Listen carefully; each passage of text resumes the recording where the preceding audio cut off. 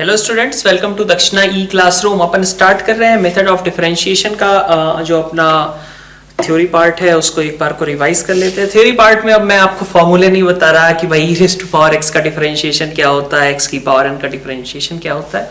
हाँ, उसके अलावा जो अपने पास कुछ कॉम्प्लिकेटेड टाइप के रहते हैं उनको देखेंगे, और उसके अलावा डिफरेंशिएशन में हम मतलब उनका डिफरेंट टाइप के क्वेश्चंस जो चैप्टर से रिलेटेड आते हैं, ठीक है, यूजिंग डिफरेंशिएशन आप कुछ चीज़ें कैलकुलेट कर सकते हो, उसके बारे में डिस्कस करेंगे।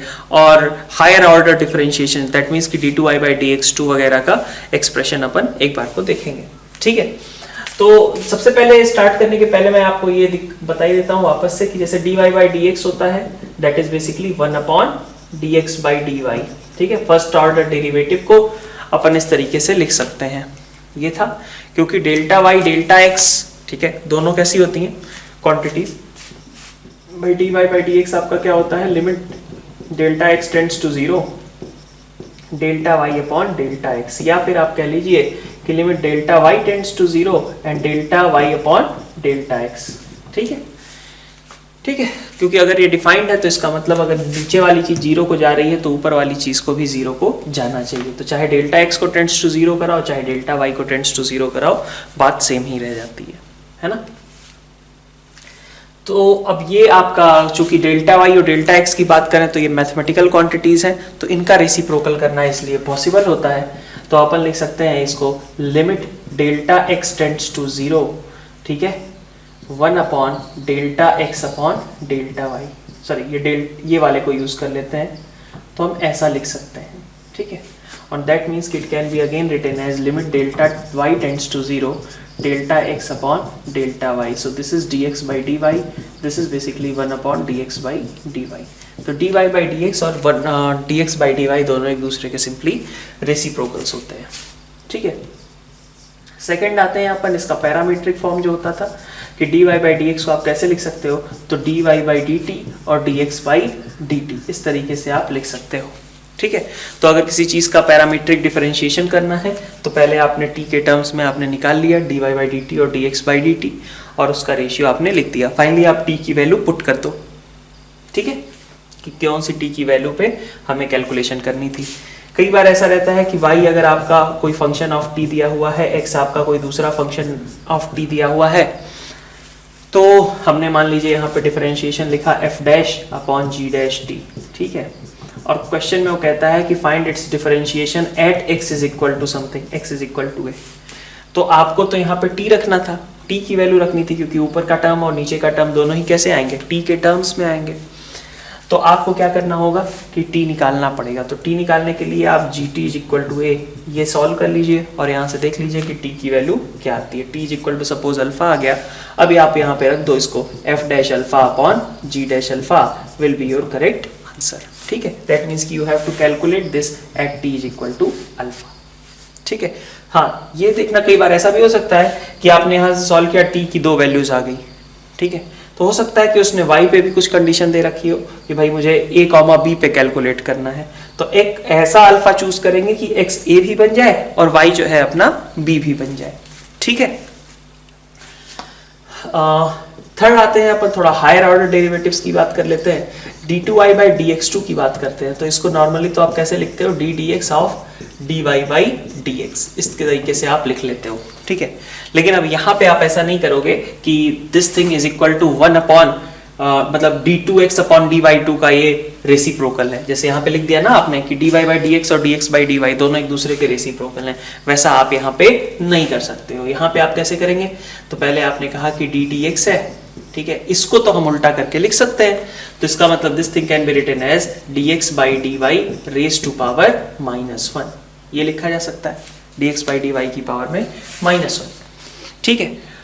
चेन रूल पे आते हैं। चेन रूल क्या बोलेगा कि भाई आसान पड़ेगा हमें अगर यहाँ पे y रहता, तो अगर यहाँ पे y रहता तो यहाँ y डाल दिया, लेकिन इसको कंपनसेट करने के लिए आपको ऐसे लगाना पड़ेगा, होगा कि नहीं होगा, d dy और dy/dx, ठीक है। तो इफेक्टिवली d dx हो गया ना ये, ठीक है। मतलब ऐसा नहीं है कि dy से dy को काट रहे हैं, बट चेन रूल का यूज कर रहे हैं। चेन रूल क्या कहता है कि भाई इसका डिफरेंशिएशन मुझे करना था x के रिस्पेक्ट में, तो मैंने कैसे किया ठीक है। इसका डिफरेंशिएशन मुझे करना था x के रिस्पेक्ट में। मैंने कैसे किया, मैंने पहले उसका डिफरेंशिएशन कर दिया y के रिस्पेक्ट में और फिर y को with respect to x differentiate कर दिया। ठीक है, तो पहला डिफरेंशिएशन मैंने किया y के रिस्पेक्ट में, फिर y का डिफरेंशिएशन कर दिया विद रिस्पेक्ट टू x।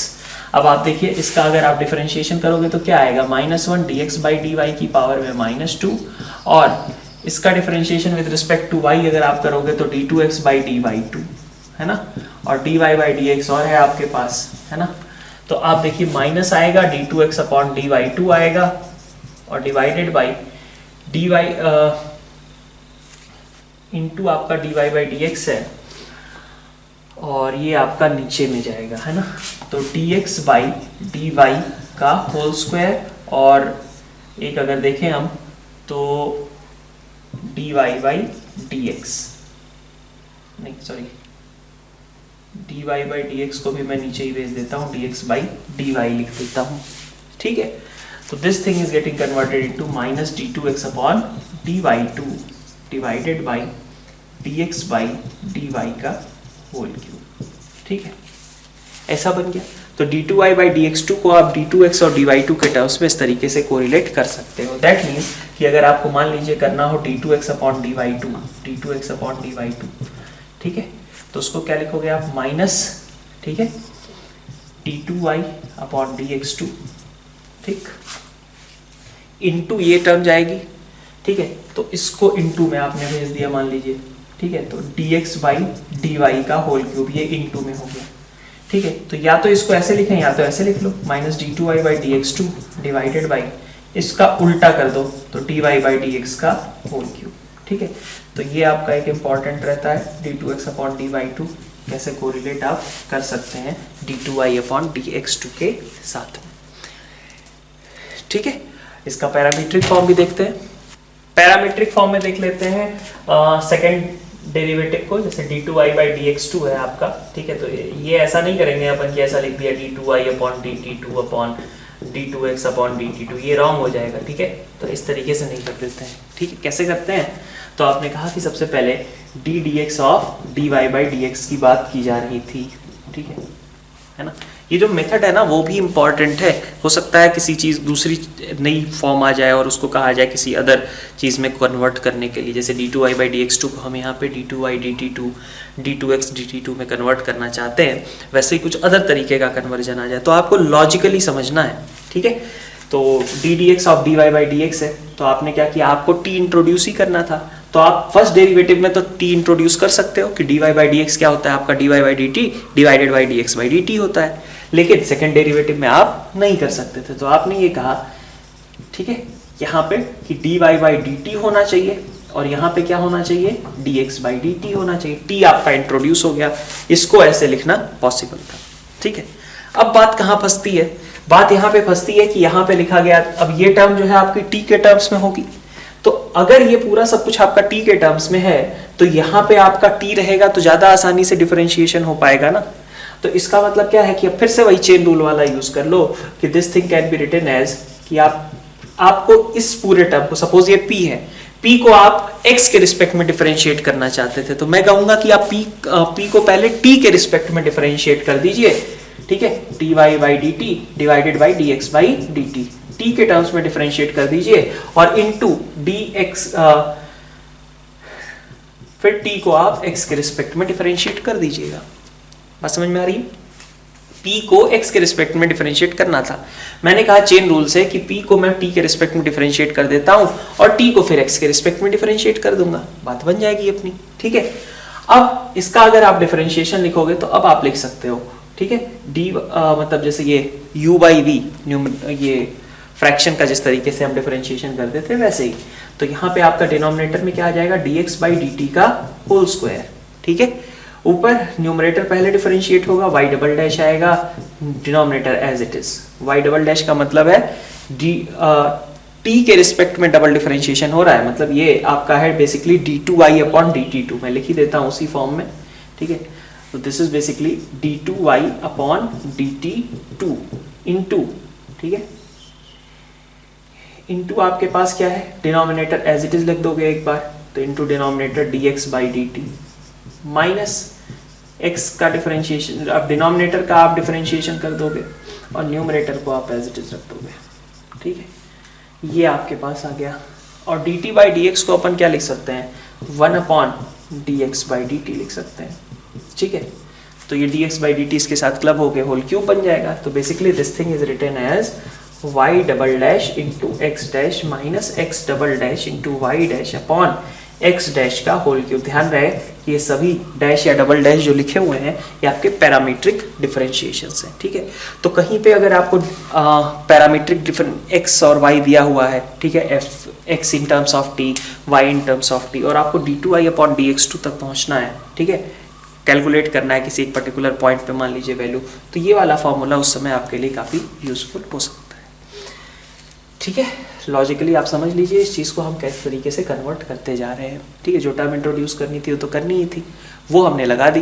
फिर हमने कहा कि ये जो चेन रूल वाला स्टेप है ना, आपको x के रिस्पेक्ट में डिफरेंशिएशन चाहिए था, that means you have to include 2 steps, first differentiate it with respect to t and then differentiate it with respect to x, ठीक है। तो उस तरीके से आपका ये एक्सप्रेशन जनरेट हो जाएगा, ठीक है। तो ये तो कुछ चीज़ें हो गई, और अपन देख लेते हैं। जैसे मान लीजिए कि आपके पास कहा जाए कि कुछ इस तरीके का एक्सप्रेशन दिया गया है, f of x y is equal to 0, ठीक है, f of x y is equal to 0 where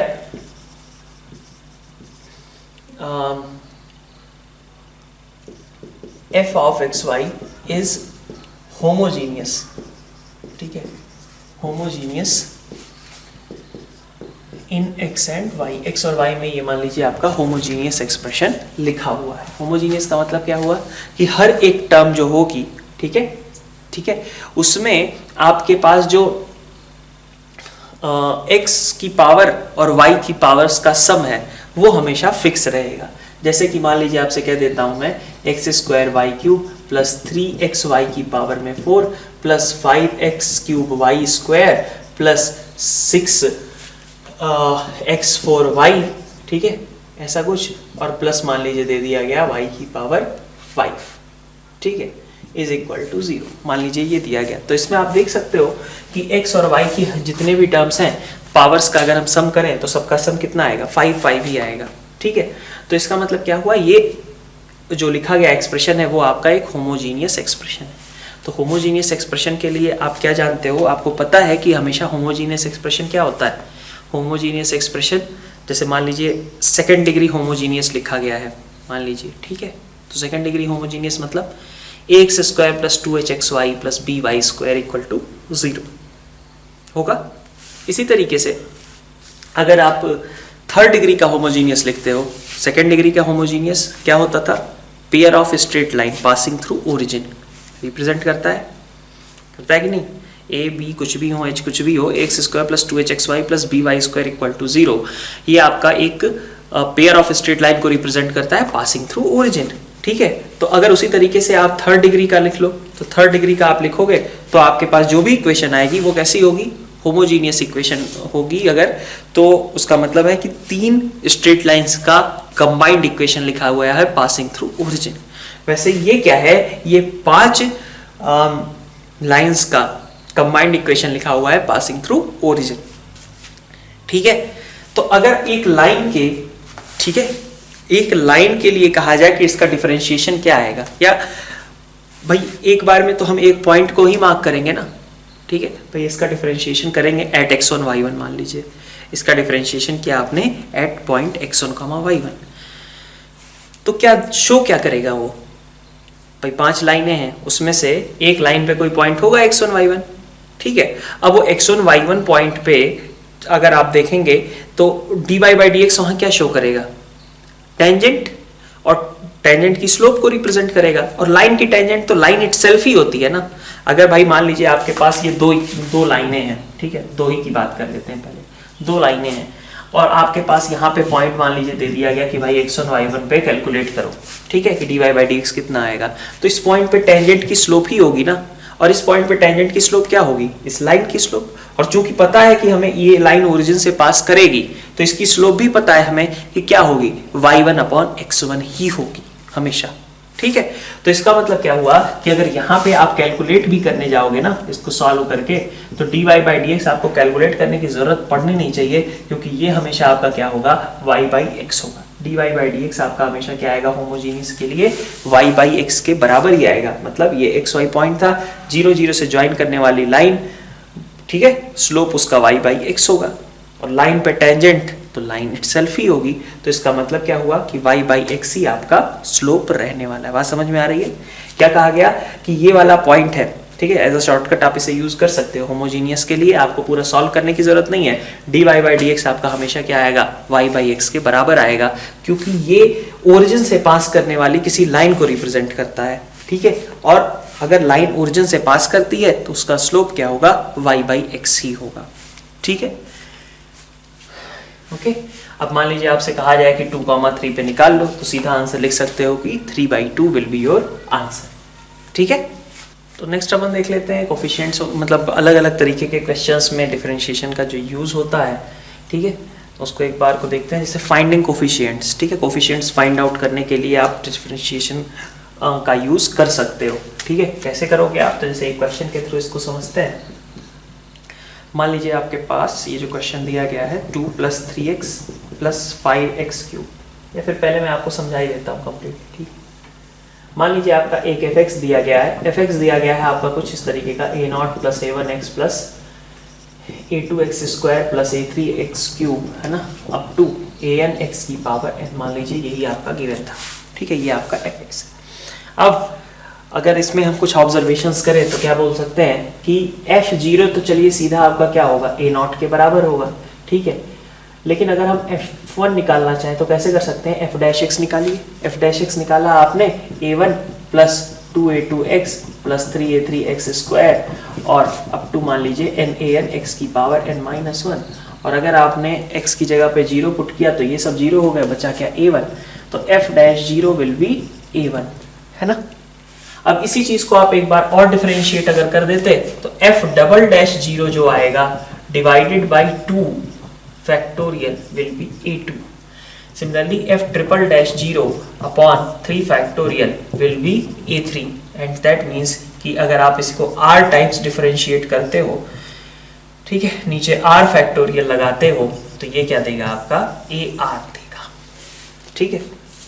तो इस तरीके से आप कोफिशिएंट्स फाइंड आउट करने में यूज कर सकते हो इसका, ठीक है, लॉजिक ये है। अब क्वेश्चंस में इसका एप्लीकेशन कैसे करेंगे, तो जैसे देखिए दिया गया है हमारे पास क्वेश्चन कि 2 + 3x + 5x³ raise to power 20 is equal to, ठीक है।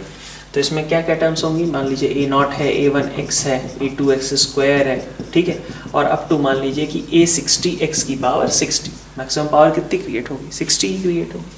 तो अगर मान लीजिए इसमें से आपसे कहा जा रहा है कि आपको कोफिशिएंट्स फाइंड आउट करने कौन से, a0, a1, a20, a58, ये मान लीजिए आपको कैलकुलेट करना है, सॉरी a20 नहीं, a60 है, ठीक है, और a58 कैलकुलेट करना है ना, ठीक है।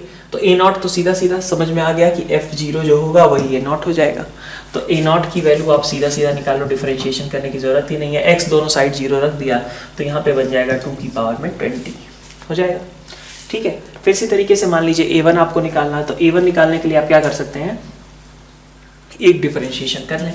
तो फर्स्ट डिफरेंशिएशन किया 20 × 2 + 3x + 5x³ की पावर में 19, a1 के लिए कर रहे हैं, ठीक है, फर्स्ट डिफरेंशिएशन 5x³ की पावर में 19 इंटू इसका डिफरेंशिएशन करोगे तो कितना आएगा, 3 + 15x², ठीक है।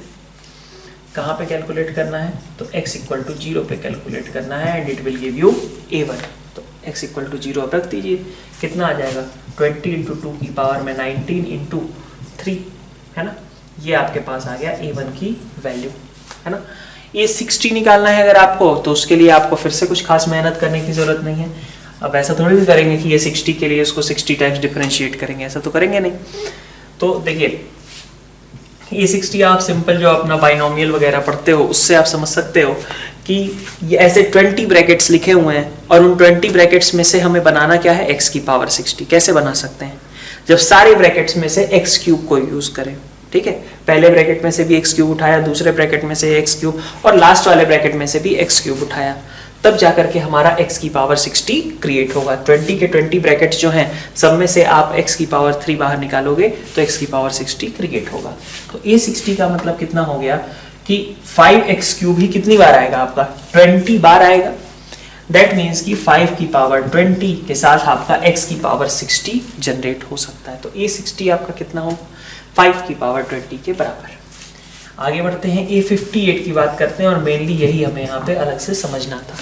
A58 में देखिए आप ऑब्वियसली हम 58 टाइप्स डिफरेंशिएट भी नहीं कर सकते, बाइनोमियल से कर सकते, हो सकता है लोगों को कुछ टफ भी लगे, ठीक है, बाइनोमियल वाले मेथड पे नहीं जा रहे हैं अपन अभी, ठीक है। A58 की बात करते हैं, तो A58 कैसे निकलेगा, तो आप देखिए जैसे आप अभी तक क्या कर रहे थे कि आपको शुरुआत वाली टर्म्स चाहिए थी, तो आप एक एक बार डिफरेंशिएट करके काम चला लिया था आपने कि A1 के लिए एक बार डिफरेंशिएट करें, A2 के लिए 2 बार डिफरेंशिएट करें, ऐसे काम चल जाएगा। A58 के लिए दिक्कत है क्योंकि A58 आपका 58 टाइम्स डिफरेंशिएशन रिक्वायर्ड है ना, तो उतना तो डिफरेंशिएशन कर नहीं सकते, तो क्या करें, तो शुरू की टर्म्स थी तो आपने सीधा सीधा डिफरेंशिएट कर दिया, लास्ट की टर्म्स अगर हो तो क्या करिए x को 1/x से रिप्लेस कर दीजिए। लास्ट की टर्म्स मतलब 58, 59 ये सब निकालना हो तो x को 1/x से पहले इक्वेशन में रिप्लेस कर दीजिए। तो देखिए क्या आएगा 2 + 3/x + 5/x क्यूब की पावर में 20 है ना is equal to a0 + a1/x + a2/x square और लास्ट में आपके पास आ जाएगा a60/x की पावर में 60। यही आ जाएगा x की जगह 1/x सब्स्टिट्यूट करने पर। अब अगर आप एलसीएम वगैरह लेते हो तो आपके पास बन जाएगा 2x क्यूब है ना प्लस 3x स्क्वायर प्लस 5 की पावर में 20 इज इक्वल टू है ना x की पावर 60 से आपने इधर मल्टीप्लाई कर दिया, तो now you will get a60 ठीक है प्लस a59 x की power 1 plus a58 x square और ऐसे ही करते करते a0 x की पावर में 60 है ना, ये अपने करो ठीक है। अब मान लीजिए आप A60 निकालना चाहते हो तो आप यहां से देख सकते हो कि x = 0 रख के आपका काम हो जाएगा। तो बेसिकली हुआ क्या, x की जगह आपने 1/x रखा तो आपकी पूरी सीरीज जो है उलट गई, ठीक है, सीरीज उलट गई और वो कुछ इस तरीके से लिखा गया, ठीक है। अब देखिए अगर आपको A58 निकालना है तो इसका मतलब आप इसका डबल डिफरेंशिएशन कर दें, ठीक है। मान लीजिए ये gx है तो आपको क्या करना है g" ठीक है 0 और अपॉन 2 फैक्टोरियल, वही आपका A58 बन जाएगा, ठीक है। तो मैं वो कर नहीं रहा हूँ, बस बेसिकली ये समझना था यहाँ पे कि जब आप इनिशियल कोफिशिएंट्स निकालते हो तब तो आप सीधा सीधा डिफरेंशिएट कर लो, जब लास्ट के कोफिशिएंट निकालते हो तो उसके लिए क्या करो सीरीज को पलटना पड़ेगा, और सीरीज को पलटने का सबसे अच्छा तरीका यही है x की जगह आप 1/x सब्स्टिट्यूट कर लो, ठीक है, तो उससे आपकी सीरीज पलट गई। अब आप जो है इसका यूज कर सकते हैं, ठीक है। अच्छा बीच वाली टर्म्स रहेंगी तो फिर कोई फायदा नहीं है, ठीक है। अब कोई कहे कि A30 कैसे निकालेंगे तो फिर वो बाइनोमियल वगैरह यूज करना पड़ेगा, उसके लिए यहाँ पे आपके पास बहुत इफेक्टिव नहीं है मेथड, क्योंकि थ्योरेटिकली तो ठीक है कि भाई 30 टाइम्स डिफरेंशिएट कर दो, चाहे उलट करके करोगे चाहे सीधा सीधा करोगे, हर तरीके से आपके पास डिफरेंशिएशन ज़्यादा करना पड़ेगा, इसलिए वो फिजिबल नहीं होगा। बाइनोमियल से ही उसके लिए जाएंगे, बाइनोमियल या मल्टीनोमियल से। नेक्स्ट अपन देखते हैं एक बार डिफरेंट जो डिटर्मिनेंट्स होते हैं उनका डिफरेंशिएशन, ठीक है। तो डिटर्मिनेंट्स के लिए देखिए डिटर्मिनेंट्स डिफरेंशिएशन, ठीक है। तो इसका डिफरेंशिएशन कैसे करते हैं, तो आपने सबसे पहले कहा कि मान लीजिए आपके पास ये f1x f2x f3x, ठीक है, g1x g2x g3x h1x h2x और h3x, ये मान लीजिए आपके पास एक डिटर्मिनेंट दी गई, ठीक है। सपोज इसको मैंने कैपिटल Fx बोल दिया है ना, ठीक है। इससे रिलेटेड सवाल कैसे पूछे जा सकते हैं आपको, कई बार तो ये भी हो सकता है कि आपको f' निकालना है एट अ पॉइंट, ठीक है, ये भी पूछा जा सकता है। और कई बार ऐसा होता है कि if f of 5 is 10 then find f of 10, ठीक है। तो कई बार ऐसा होता है कि आपका f' जो आ रहा होगा ना वो 0 हो जाएगा, और f' 0 हो जाएगा तो फंक्शन कांस्टेंट हो जाएगा, फिर आप f5 कहिए तो वो भी 5 है, f10 कहिए तो वो भी 5 है, मतलब सभी बराबर बराबर हो जाएंगे। तो इसमें देखना कई बार इस तरीके के क्वेश्चंस पूछे जा सकते हैं कि आपका जो डिटर्मिनेंट हो उसका डिफरेंशिएशन अगर 0 निकल गया तो obviously your F x will be constant, और इसके बाद मतलब आपको वैल्यू निकालने की ज़रूरत नहीं है, जो पहले से वैल्यू दी गई है वही फिर से मार्क कर देनी है, ठीक है। तो अगर आप एफ डैश एक्स निकालते हैं तो एफ डैश एक्स निकालने का मतलब क्या होगा, F1 का डिफरेंशिएशन आप करेंगे F1 डैश, मतलब फर्स्ट रो का डिफरेंशिएशन एक बार में करेंगे, ठीक है। और जब फर्स्ट रो का डिफरेंशिएशन हो रहा होगा तो बाकी दोनों रोज एज इट इज जैसे पहले थी वैसी ही रह जाएंगी, मतलब यहाँ पे आपका G1x, G2x और G3x ये तीनों आपके पास होंगे, ठीक है। फिर इसी तरीके से H1x, H2x, H3x ये भी आपके एज इट इज रह जाएंगे। तो आपको अगर ये आपके पास अभी फर्स्ट रो का डिफरेंशिएशन हुआ है, ठीक है, फिर आपको क्या करना होगा, सेकंड रो का डिफरेंशिएशन करिए। तो सेकंड रो का डिफरेंशिएशन जब करेंगे तो आपका फर्स्ट रो जैसा पहले था वैसा ही रह जाएगा, F1x, F2x, F3x ये एज इट इज रहेगा। यहाँ पे आपके पास आ जाएगा G1 डैश, G2 डैश और G3 डैश, ठीक है। और H1, H2, H3 जैसे पहले थे वैसे ही अभी भी रहेंगे, तो H1x, H2x और H3x जैसे पहले थे वैसे ही रह जाएंगे, ठीक है।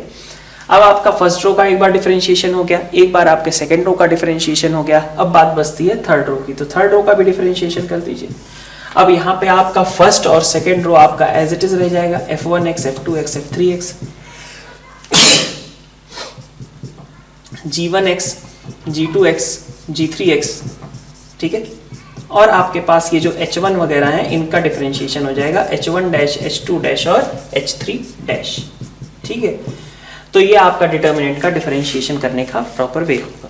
लेकिन इस चीज़ में ध्यान रहे कि क्वेश्चन कैसे पूछे जाएंगे, तो आपको डिफरेंशिएशन मतलब कोई डिटर्मिनेंट दिया हुआ है या तो उसका डिफरेंशिएशन निकालना है एट अ पॉइंट, तो हो सकता है आपको ये सब करना पड़े, और हो सकता है कि वो एफ डैश एक्स 0 आ जाए, ठीक है। In that case you should be aware कि ऐसे में कांस्टेंट फंक्शन हो सकता है। तो क्वेश्चन में अगर आपको बहुत टफ लग रहा है कि प्रॉपर्टीज वगैरह यूज करके भी हम जो डिटर्मिनेंट है उसको आसानी से सिंप्लीफाई नहीं कर पा रहे हैं, तो ऐसे केस में आप फिर डिफरेंशिएशन देख लीजिए कि डिफरेंशिएशन ऐसा तो नहीं कहीं 0 हो जाएगा। अगर डिफरेंशिएशन 0 हो जाएगा तो फिर आपको वैल्यू निकालने की जरूरत ही नहीं पड़ेगी, ठीक है। इसके अलावा देखिए इसको कैसे यूज कर सकते हैं, कई बार सीरीज आपको गिवन हो और सीरीज का आपको सम निकालना है, ठीक है। तो वो सीरीज हो सकता है कि किसी एक ऐसी सीरीज का डिफरेंशिएशन लिखा हो, समझ रहे हैं बात को, कि जैसे मान लीजिए आपके पास एक सीरीज है fx, इसका आपको मान लीजिए कि समेशन पता है, ठीक है, और आपको एक दूसरी सीरीज दी जाए, ठीक है, जो उस सीरीज का डिफरेंशिएशन है, ठीक है। तो आप क्या करेंगे, अगर मान लीजिए आपका fx पूरा क्लब होकर के कुछ आता है, ठीक है, तो आप क्या करेंगे, उसको दोनों साइड डिफरेंशिएट कर देंगे, तो आपकी सीरीज भी बन जाएगी और आपका रिजल्ट भी उस सीरीज का आ जाएगा। मतलब क्या हुआ कि अगर मान लीजिए इन केस आपको ऐसा कोई भी एक्सप्रेशन दे दिया गया जिसका आपको समेशन करना है, लेकिन आपको समेशन नहीं मालूम कि कैसे करेंगे, डिफरेंशिएट मतलब उसको मेथड ऑफ डिफरेंस वगैरह से ब्रेक करके भी देखने की कोशिश कर रही है, आपको नहीं समझ में आ रही बात कि कैसे हम उसको एक्सपेंड मतलब उसको कैसे सम करेंगे, तो अब क्या करें हम, ठीक है। तो ऐसे केस में हमें क्या करना चाहिए, ऐसे केस में हमें ये भी देख लेना चाहिए कि कहीं ऐसा तो नहीं कि उसका इंटीग्रेशन जो है वो हमारे लिए नोन हो। जैसे मान लीजिए कि आपको कहा जाता है क्वेश्चन में कि sin x, ठीक है, plus 3 sin 3x plus 5 sin 5x,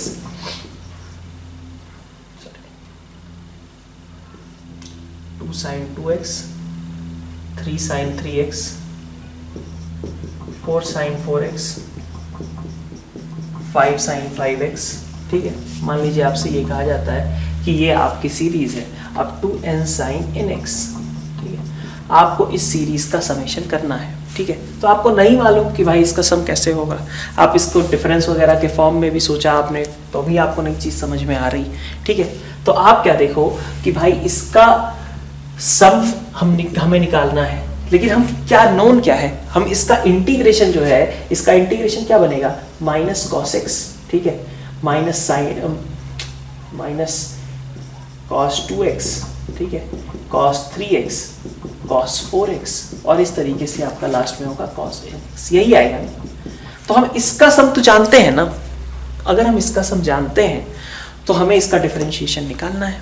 तो इसका सम तो आपको आता होगा, इसका सम क्या होगा, इसका सम आपके पास ये कॉस की एक एपी लिखी हुई है, कितने टर्म्स की, n टर्म्स की, ठीक है। अब इसमें देखिए आप क्या लिखेंगे, माइनस तो चलिए बाहर है ही है, बाकी आपने लिख दिया कि यहाँ पे आपके पास आ जाएगा sign n x/2, sign x/2 आ जाएगा, है ना, ठीक है, ये पूरा एंगल है आपका, लिख ही लेते हैं एक साथ ही, और इनटू कॉस के साथ आ जाएगा first angle plus last angle by 2, तो x प्लस nx/2, ये आपका पास आ गया, ठीक है।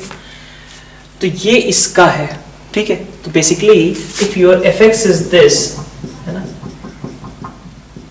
And now you need to find f dash x, right. तो आपको क्या करना है, इसका डिफरेंशिएशन निकालना है, ठीक है। तो इसका डिफरेंशिएशन निकालने के लिए आप देख लीजिए कैसे करेंगे आप, थोड़ा सा कैलकुलेटिव है, पहले इसको देख लेते हैं क्या आ रहा है। साइन nx/2, ठीक है, into cos nx/2 plus x/2, है ना, और डिवीजन में आपके पास है साइन x/2, यही है, ठीक है। इसमें कुछ सिंप्लीफिकेशन भी पॉसिबल है क्या। अब इसमें आप फर्दर क्या लिख सकते हो, अगर आप 1/2 इंट्रोड्यूस कर दो तो 2 sine nx/2 cos over nx/2 plus x/2, right, और नीचे अपन लगा देते हैं साइन x/2, ठीक है। अब अगर ये 2 साइन a cos v लिखा हुआ है तो यहाँ पे बनेगा क्या,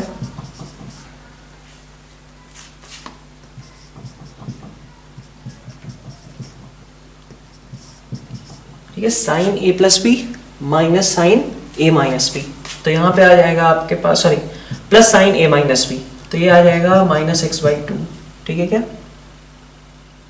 है ना, और नीचे आपके पास साइन x/2 एक और है ही पहले से, ठीक है। तो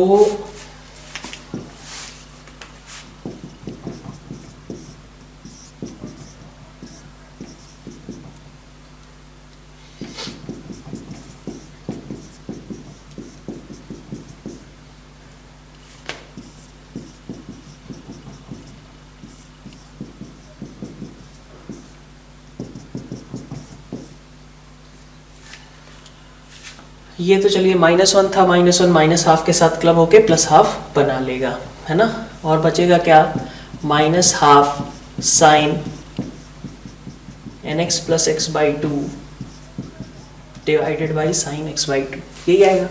ये तो चलिए अभी तक आप fx का ही कैलकुलेशन करते रह गए, अब आप इसका डिफरेंशिएशन कर दो, तो f डैश x आप करोगे तो कितना आएगा, 0, है ना, और यहाँ से आपके पास माइनस हाफ तो है ही, नीचे आपके पास साइन स्क्वायर x/2 आने लगेगा, ठीक है, और साइन nx प्लस x/2, तो इसका डिफरेंशिएशन आप करोगे तो कितना आएगा, इसका डिफरेंशिएशन आ जाएगा cos nx plus x/2 n plus half, ठीक है, और इनटू आप साइन x/2 को एज इट इज रख देते हो, ठीक है, माइनस में आपके आ जाएगा अगली बार sine nx by x plus 2, sine nx plus x/2, और इसका डिफरेंशिएशन हो जाएगा हाफ cos x/2, है ना, और इसके नीचे भी यही रहेगा साइन स्क्वायर x/2, तो ये आपका एक्सप्रेशन बन जाएगा ओवरऑल एडिशन करने के बाद। अब ये देखिए जेई का पुराना क्वेश्चन है ना, कि और इसका dy बाई dx आपको फाइंड आउट करना हो सकता है कई लोगों ने पहले भी किया हो, तो देखिए dy बाई dx यहाँ पे कैलकुलेट करेंगे अगर आप करने के लिए जाएंगे, तो अगर आप सिंपली सोचे कि इसको डिफरेंशिएट करेंगे तब तो नहीं पॉसिबल होगा, है ना। तो आइए देखते हैं कैसे करेंगे सॉल्व। तो अगर आप इसमें पैटर्न देखो तो इन दोनों का सम कितना है, 1 plus c1 upon x minus c1 अगर आप करते हो तो you will get x upon x minus c1, ठीक है। यहाँ से आप c2x upon x minus c1 x minus c2 को इसमें अगर आप ऐड करने के लिए जाओगे, ठीक है, सिर्फ यहीं तक करते हैं, तो कितना आएगा, x upon x minus c1 in fact common हो जाएगा, बचेगा 1 plus c2 upon x minus c2, और जो कि बना देगा आपका x square upon x minus c1 और x माइनस c2, ठीक है, प्लस ये वाली टर्म, ठीक, तो इसको भी अगर आप ऐड करते हो तो हाँ x minus C1, x minus C2, x minus C3, ठीक है। अब इसमें से भी अगर आप ऑब्जर्व करेंगे तो इतना portion x square upon x minus C1 into x minus C2, इतना पोर्शन आपका निकल गया कॉमन। तो आप देखो x square upon x minus C1 into x minus C2 को अगर आपने कॉमन ले लिया तो आपके पास बचता है 1 plus C3 upon x minus C3, बिल्कुल सेम तरीके से, है ना। जैसे यहाँ पे 1 plus C1 upon x minus C1 था, यहाँ 1 plus C2 upon x minus C2 बचा, यहाँ 1 plus C3 upon x minus C3 आया।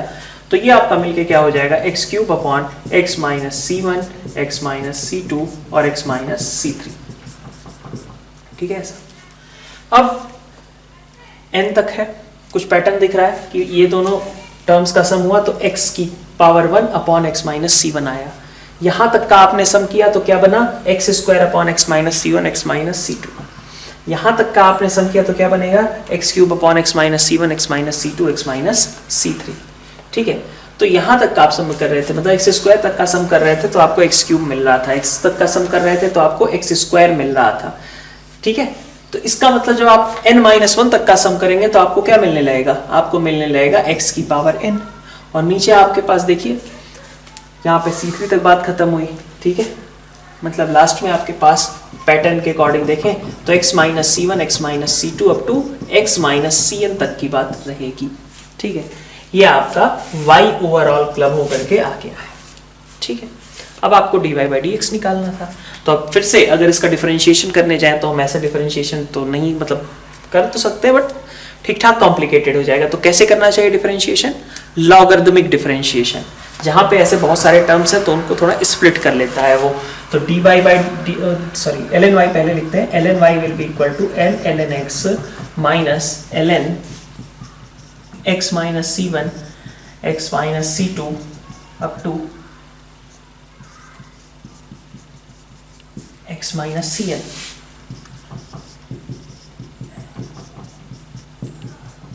ठीक है।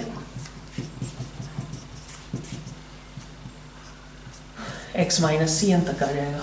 तो यहाँ से आपके पास बचेगा क्या, y dash upon y is equal to 1 by x minus 1 by x minus C1, ठीक है। n बाई x को मैं स्प्लिट कर लेता हूँ, इधर n टर्म्स है, सबके साथ एक एक 1 बाई x अपन लगा देते हैं,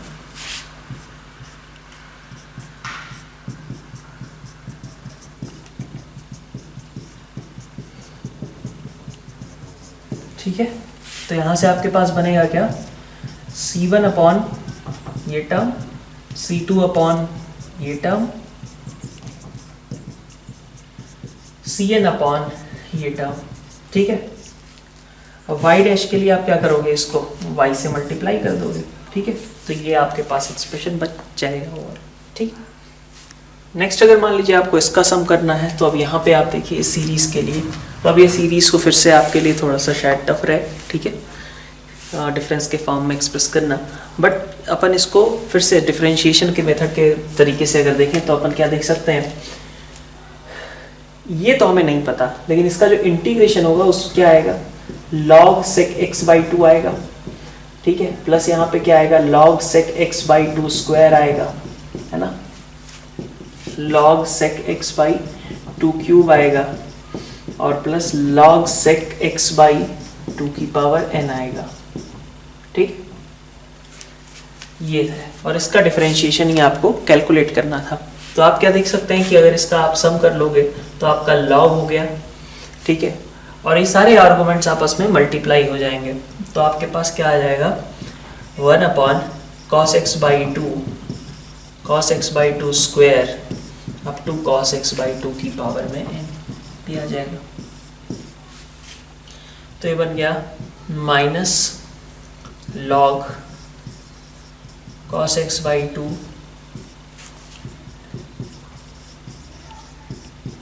ऐसा लिख सकते हैं इसको स्प्लिट कर करके, ठीक है।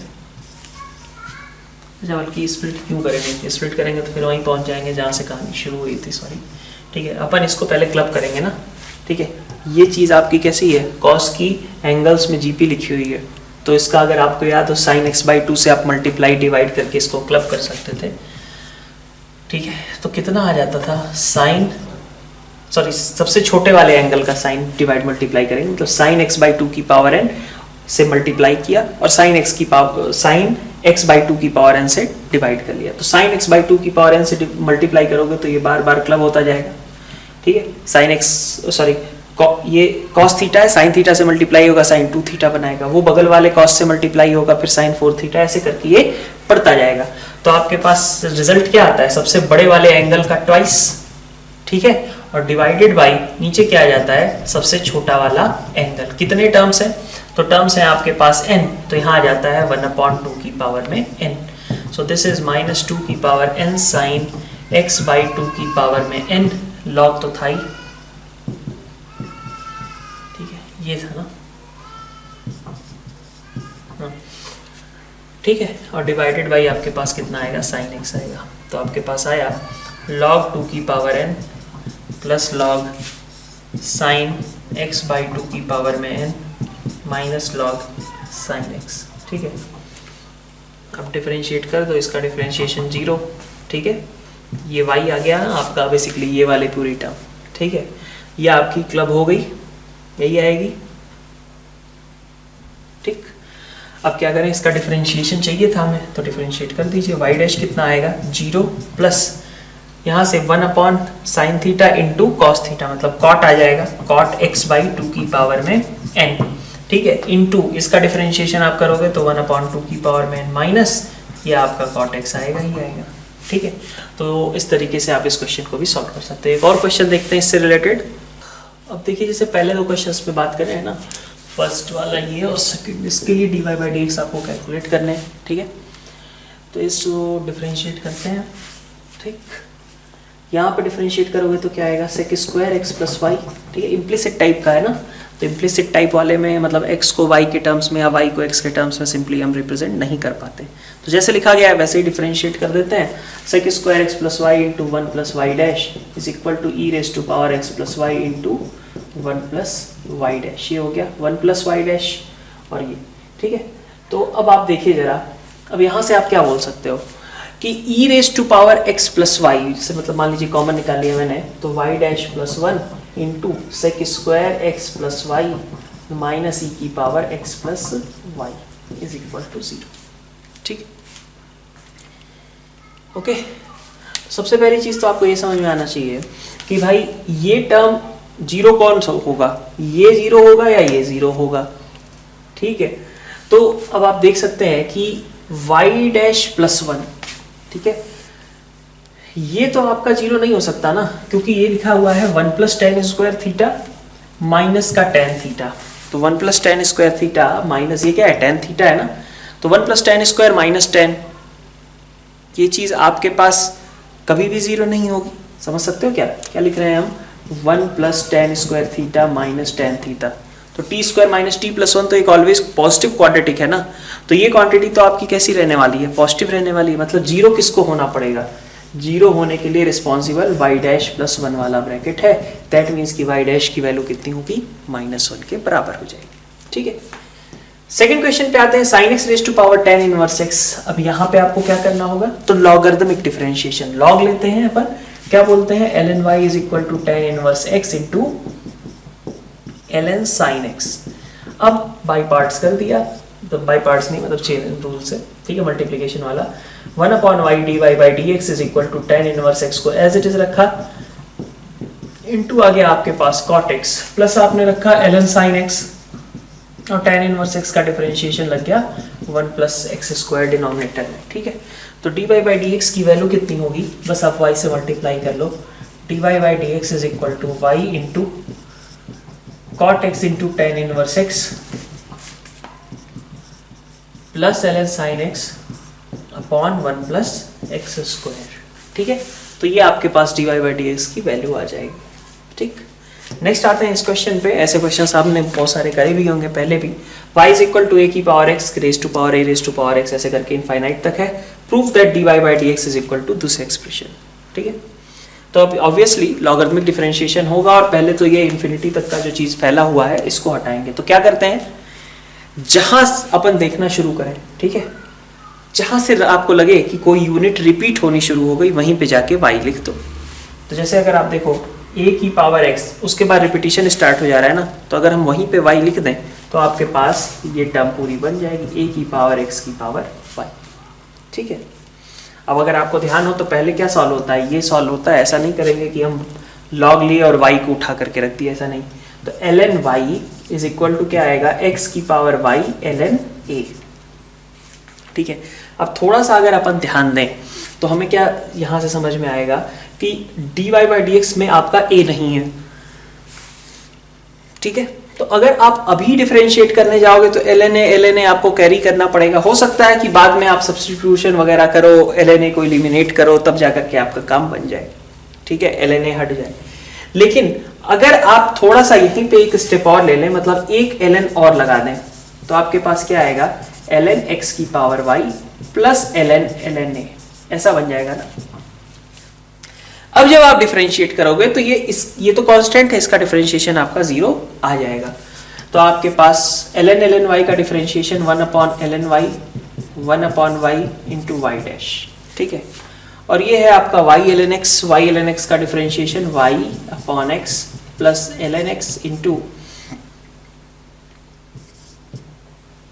y dash. ठीक है, और बाकी वो तो 0 हो गया।